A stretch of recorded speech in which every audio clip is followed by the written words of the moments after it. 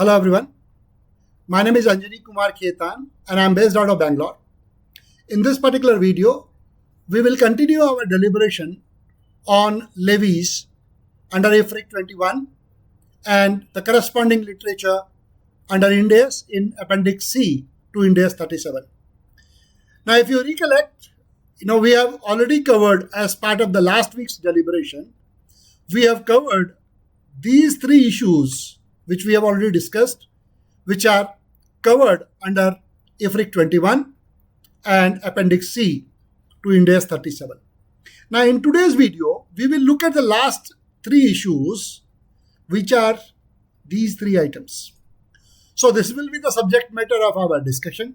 We will cover each of these points by way of case studies, that what additional guidance have been given by IFRIC 21 and Appendix C to Ind AS 37 when it comes to issues related to levies. So the fourth issue is, what is the point in time that levy need to be recognized? Should it be at a point in time or over a period of time progressively levy should be recognized? This is the question which is being handled as part of the interpretation given by IFRIC and the corresponding literature Appendix C to Ind AS 37. So the question is whether to recognize a liability in respect of the levy either at a point in time or progressively over a period of time. So the answer to this question is given in paragraph 11 to IFRIC 21 and Appendix C to Ind AS 37. What paragraph 11 says that whether you should recognize the liability in respect of levy at a point in time or progressively over a period of time, it depends. So the guidance is that if the liability to pay the levy should be recognized progressively over a period of time if the obligating event triggered by the legislation occurs over a period of time. So basically what it says that if the underlying legislation which is levying or which is the source of levy, if under that legislation the obligating event is occurring over a period of time, then the levy should also be recognized over the period of time. Let us see a case study. This is slightly in contrast to what we have seen in the earlier one, but let us see here. So in contrast to what we have seen in case study number 5 earlier, here the facts are different, though it relates to the property tax, but the facts are different. And then using this case study, we will determine whether the levy should be recognized at a point in time or over a period of time. So let's see what this case study tells you. So let us consider a scenario wherein a legislation requires an entity to pay a levy. The quantum of the levy is 1% if that entity owns a property. However, in contrast to the earlier case study, here the legislation does not specify the obligating event. That means what point in time the levy should get triggered. That is not specifically given in the legislation. The way the legislation is, look at point number 3. The way the legislation is, the property owner under the legislation has a choice of settling the tax either once in a year, that means at any point in time once in a year, say at the start of the year, or on a monthly basis. Both the choice is there under the legislation. So the legislation does not cast a specific time when the levy or the property tax need to be paid. It has both the option. Either you pay in a single installment or a single amount once in a year, or you may decide to make the payment on a monthly basis. Now, if the property owner sells the property, there's another piece of what the legislation tells you, that if the property owner sells the property during the year, the owner is required to settle the property tax for the period of time up to the date of sale. So for example, if this is the 12-month period and after the 9-month period, this is the 9-month period. So after 9-month period, if the owner is selling the property at this point in time, then this point tells you that the owner need to still discharge the proportionate tax for the 9-month period when it was the owner of that particular property. Now the question is, in this fact pattern, what is the point in time whether monthly recognition of the liability is appropriate in this case? And if you are recognizing on a monthly basis, that means over a period of time, because as months passes, can you recognize liability in respect of the levy? So yes, in this case, the guidance given in paragraph 11 is yes, because when the legislation does not clearly identify the obligating event, here there is no specific the moment when the liability gets triggered. Okay, then when the legislation does not clarify the obligating event, an indicator of the obligating event would be the payment terms, when that payment is required for that levy. Now in this case, the payment terms is either once in a year or on a monthly basis, and therefore because monthly basis is also allowed as one of the payment terms, so in this case the payment terms support the recognition of over time this particular property tax, even though the entity has the option to pay on an annual basis. So therefore, in this fact pattern, considering that the monthly payout is also possible, the payment terms will allow the entity to record the levy over a period of time. This is how you have to interpret the guidance given in paragraph 11 related to point in time versus over time recognition of the levy. The next issue which is currently handled by the IFRIC is minimum threshold. So what happens, in what circumstances, how you should go about recognizing the liability for the levy when that is subject to certain minimum threshold, similar to example what we have seen in the previous video as well. Let us see this, what the guidance is given. So the question which the IFRIC 21 and Appendix C to Ind AS 37 addresses, this is one of those questions, is what is the obligating event which gives rise to recognition of a liability to pay levy if that levy is triggered only when a minimum threshold of the activity is achieved. Now this activity could be revenue, it could be production, any other activity which is identified in the legislation. But in this scenario, when there is a minimum threshold, because the liability gets triggered only on breach of that minimum threshold. So in those circumstances, how should you go about the recording the liability for the levy? So in this case, the guidance given in the IFRIC 21 is that the obligating event which gives rise to the liability to pay levy is reaching of that threshold in question. What threshold is mentioned in the law? So if the less threshold is, let's say, production, say 50,000 metric tons of production in a particular year, that means the levy gets triggered only after that 50,000 metric ton production level is reached. So basically, in that scenario, the liability is triggered, the obligating event is triggered only on achieving that threshold. So for example, if you look at, if the obligating event under the legislation is reaching of a minimum activity of threshold, which I said, let's say minimum amount of revenue which is earned during a particular period, or sales generated, or output produced, production levels, then in that case, what the guidance tells you, that the liability is recognized as given in paragraph 12 of IFRIC 21 and Appendix C, is that the liability for such levy which is based on the trigger of such minimum threshold, that should be recorded when that minimum activity of threshold is actually reached. So in my example, the moment you breach that 50,000 tons of production level, that is the point in time the obligating event gets triggered and the liability for the levy gets triggered. That means no liability is accrued until the trigger level is reached. So for example, if you are continuing to make production during the year and your liability gets triggered at this point in time when you reach the 50K metric ton of production, that means no liability is accrued in this period. In this period, no liability is triggered. That is how the current guidance in IFRIC 21 and Appendix C to Ind AS 37 requires you. Of course, in the later part of our discussion, we will see in subsequent weeks that these positions will undergo a change under the proposed amendment.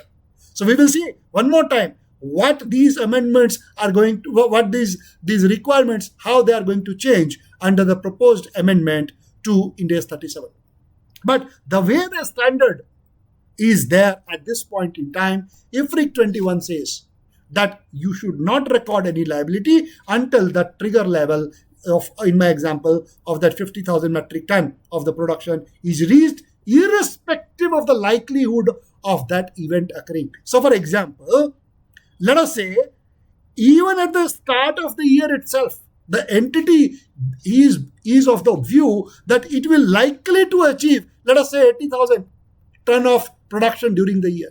Is still the way the current guidance is that during this period, you will not record any liability for such levy by virtue of the requirement in paragraph 12 of IFRIC 21 and Appendix C. Let's see this, a simple case study. I have already explained to you. Consider a scenario wherein the government imposes a levy of 1% of the current year's revenue only if the current year's revenue exceeds 10 million currency unit. CU stands for currency unit. Now the question is, in this case, the threshold for the levy to get triggered is the revenue exceeding 10 million currency unit. Now the question is, in this case, what is the obligating event and when should the liability be recognized? We have seen answer comes from paragraph 12. So basically in this case, the obligating event occurs when the revenue exceeds the currency unit 10 million. That means the provision for the levy on the first 10 million currency unit will be recognized at a point in time when you breach or exceed that threshold. However, subsequent to reaching that currency unit 10 million, the progressively you will be able to recognize the liability. So for example, if the entity exceeds the 10 million threshold in quarter 3, if they are able to meet this only in quarter 3. So you have a scenario, you have here quarter 1, quarter 2, quarter 3. Now the breach of the threshold happens in quarter 3. Then for this period, until the breach of that revenue threshold is done, for this period, a catch-up adjustment you will record in Q3 when you breach that revenue threshold of 10 million in my example.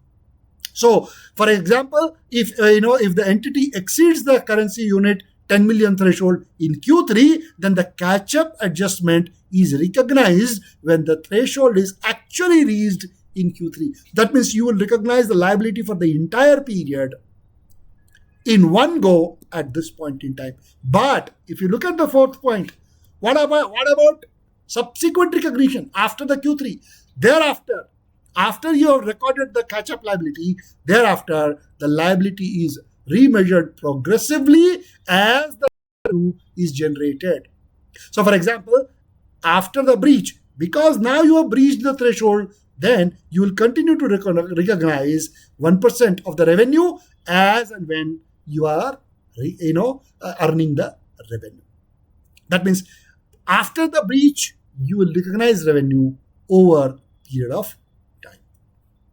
That's the way you have to read the requirement of paragraph 12 that currently exists under IFRIC 21 and Appendix C to Ind AS 37. Now that brings us to the last issue for the day.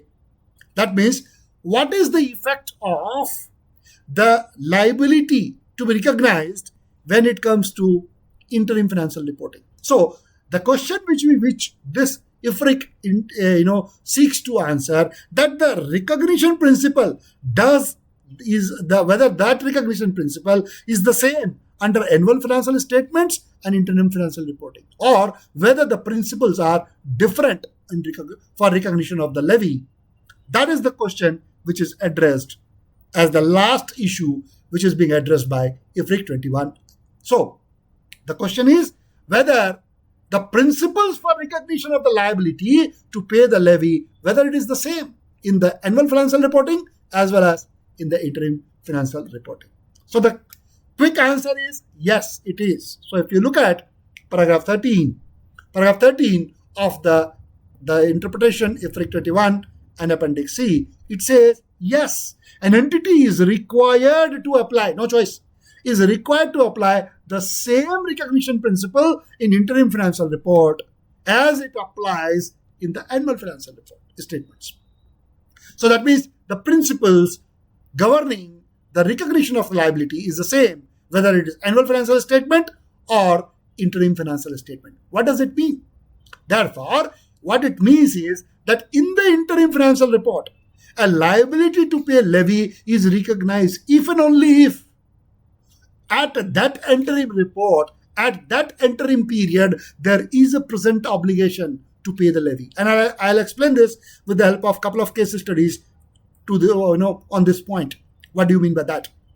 So, the guidance is that whenever you are preparing the interim financial report, the liability for the levy you will recognize if and only if at that point in time when you are preparing the interim financial report, let's say for Q2 of a particular year, whether in Q2 you have a present obligation to pay the levy.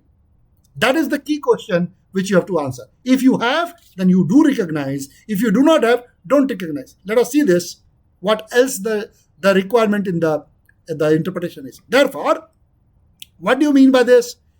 A combined reading of these 2 points will say, therefore, a liability should not be anticipated if there is no present obligation to pay the levy at the interim reporting period. That means, similar to what we saw in Q2, don't anticipate what will happen in future.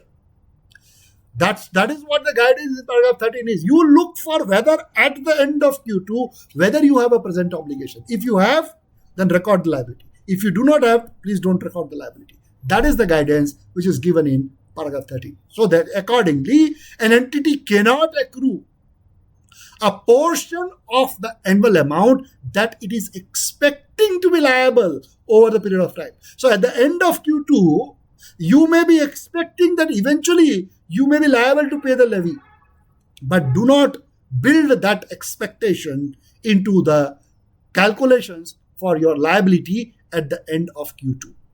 This is how the current guidance is given in paragraph 13 of IFRIC 21 and Appendix C talks about. Right? Let us see this here by way of a kind of a chart where you see I have given let's say there are 4. This guidance tells you, let's say at the end of quarter number 1, if you do not have a present obligation, then paragraph 13 says, do not anticipate the liability, do not record anything for the levy, even if you expect that eventually at the end of the year, you might have the liability.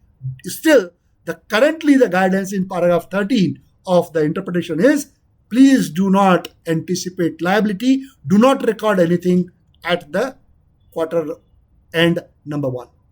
But let us say the liability, which I already said, a liability or a part of the liability should not be deferred also. If you have a present obligation to pay the levy at any particular interim period. Let us say in Q3 subsequently. So in Q1 you did not have the present obligation. But let us say the obligating event gets triggered at the end of year number 3. That means you have now the present obligation at the end of quarter number 3. Then you do not defer the liability to subsequent period. That means in Q3, once the present obligation criteria is met, go ahead and record the liability. This is the guidance which is given in paragraph 13. I will illustrate this by 2 case studies, 2 respective scenarios let us see, and we will illustrate this last point for our today's deliberation. So how does it all work? Interim financial reporting, let us see. Consider a scenario where an entity has an annual reporting period ending December. That means calendar year is the reporting year for the entity. That means January to December is the financial year. And that entity is subject to a government levy, which is within the scope of IFRIC 21 and Appendix C. Now let us look at scenario 1. What happens in scenario 1? Here, levy is triggered if the entity generates revenue in a specific period. So consider these facts. The levy is triggered in full as soon as the entity generates revenue in a particular annual period. This is a similar example which we have seen in one of the earlier case study also. And if that happens, when the levy gets triggered, the amount of levy is 2% of the total revenue for the last period. So for example, if this was your previous period, this is your current period. If the obligation gets triggered here, the liability is 100% based on the last year's activity, right? 2% of the revenue in the last years get triggered at this point in time. Now, entity, in this case study, it has been told that the entity has generated a revenue of 100 in year ended this 31st December 2012. So 100, let us say this is December 2012, then 100 is the revenue you have generated in the last year. And in 2013, the entity starts to generate revenue on 3rd of January. On 3rd January, the start of the next year, you started generating revenue. Therefore, in this fact pattern, the liability will get triggered in full. If you look at pictorially, what has happened in this case, 2012, you have a revenue of 100 in year 2012. What happens now? Now, the obligating event happens on 3rd of January because that is the point in time when you start generating revenue. So if you start generating revenue at this point in time, your liability is with respect to the amount of revenue which you have earned in the last period, which is 100 rupees, and 2% of that is what you need to pay. So in this fact pattern, what will happen? The obligating event is happening on 3rd of January, and therefore in Q1, the entire liability of rupees 2. What is rupees 2? 2% of this 100 rupees, the entire amount. So liability of Q1 amounting to 2 rupees calculated as 2% of the entire revenue of the last year, that gets triggered on 3rd of January itself. So the full liability of 2 rupees gets triggered at the point in time on 3rd January 2013. So for interim reporting Q1, the entire liability will get recorded in Q1 because in this year, there is no additional liability during the year because the liability as per this case study is with respect to last year's revenue.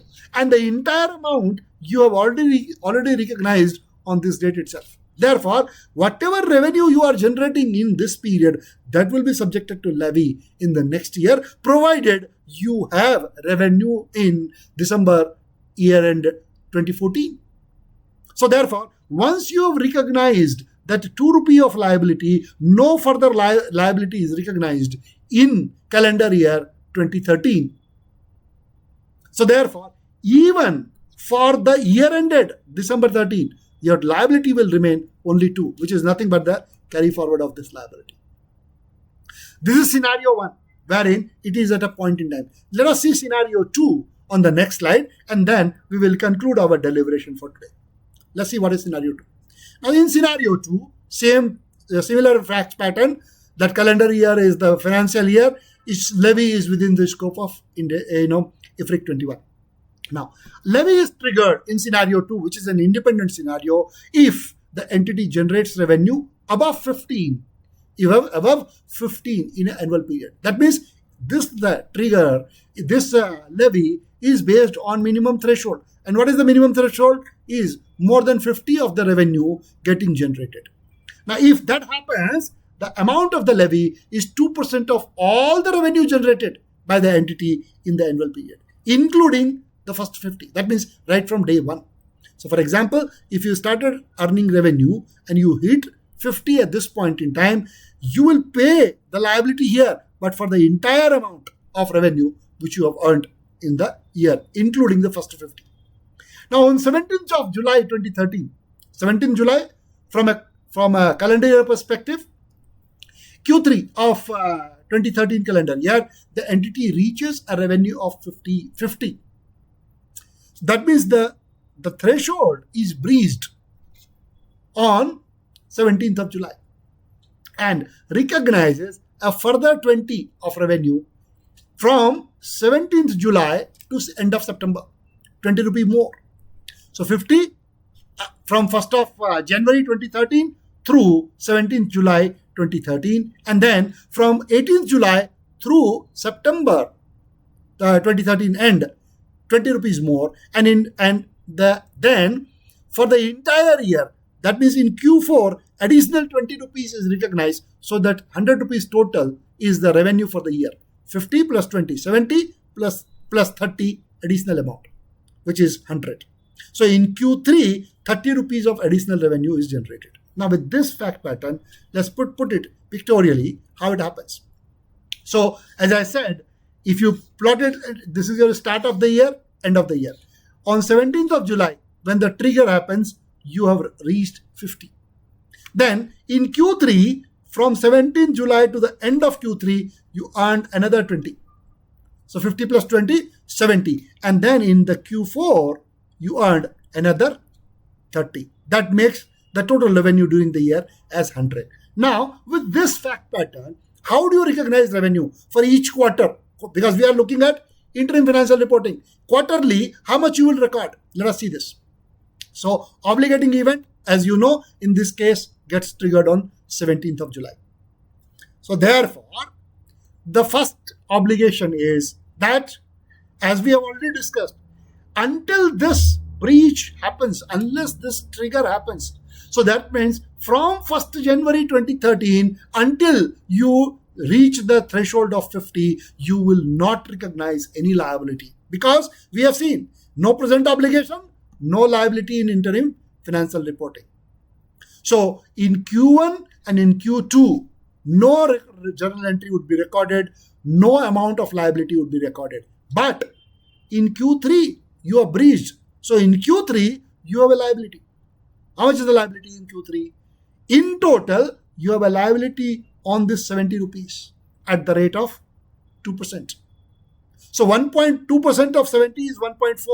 That's your total liability for Q3. But wait, your 2% on this 50 will get recognized on 17 July itself, cumulatively as a catch-up. And then progressively, based on how you are earning revenue, you will get to recognize your liability. And that's exactly how the calculations you'll be able to see here. So for Q3, your total liability will be 2% of 70. 70 means 50 plus 20. Look at it here. So Q3 2013, the liability of 140 will consist of two components. What are the two components? The liability on the first 50, 2% of 50 as a catch-up, that will be recognized on 17th of July itself. And the balance 2% of 20, which you are earning from 17th July through end of September, that will be recognized as the additional amount for rest of the quarter 3. What about, let me clear this, what about Q4? Now, when it comes to Q4, subsequent to this period, of course, as we have seen, you will start recognizing once the breach has happened, the obligating event has met, then progressively you will start recognizing your liability. So therefore, for the year ended, total liability for the entire calendar year will be on the entire 100 rupees. So year end, total liability will be 2% of that 100 rupees, that is 2 rupees.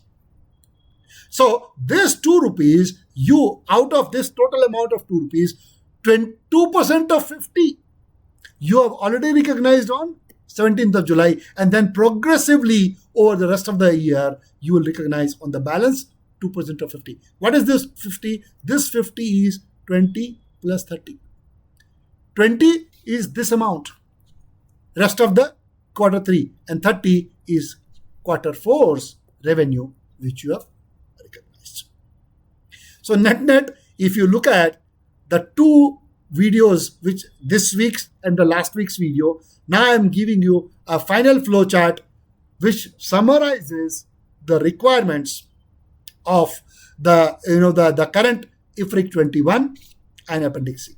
What is it? Let us see this, and that will conclude our deliberation for today. So final flow chart is, this is how it is. So you have to ask, obligating event is the activity which triggers the payment of levy under the specific legislation, and that obligating event could be, let us say, generation of revenue, progressively, activity, progressively over a period of time. Liability also will get recognized over a period of time.